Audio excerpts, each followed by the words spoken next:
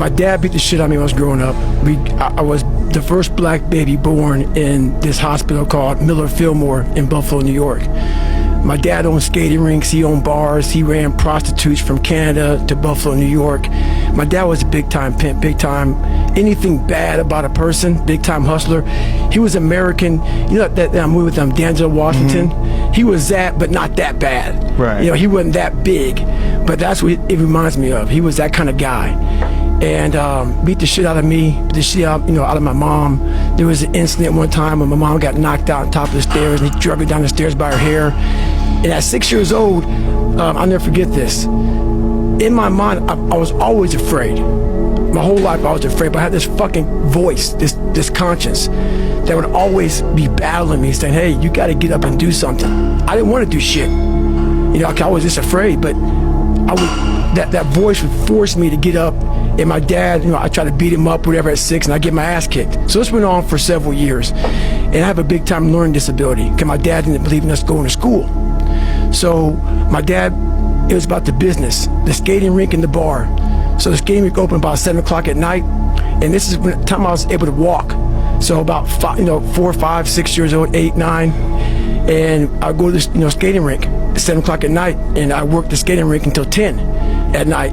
And then we would scrape the gum off the floors and we cleaned the whole skating rink up. And then my dad had an office. And my brother and myself would sleep in the office. And my mom would go upstairs and work the bar until 3 o'clock in the morning. And then they cleaned the bar up. So after all that shit was done with, going to school rarely happened.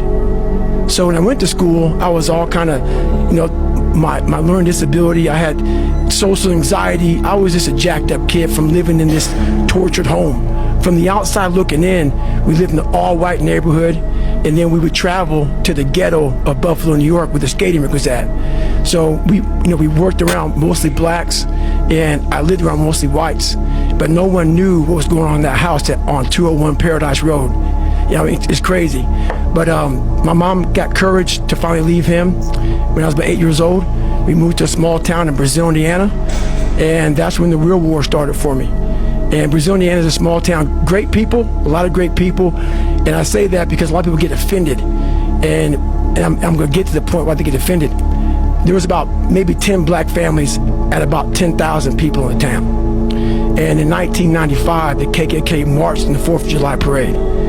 So this was not everybody was racist. There was a lot of good people. Some of the best people I knew was there, but there was also a lot of racism there. So me being one of the few black kids in that, in that area, it kind of haunts you. I had stuff on my notebook, nigga, we're gonna kill you, on my Spanish notebook. They had that on my car.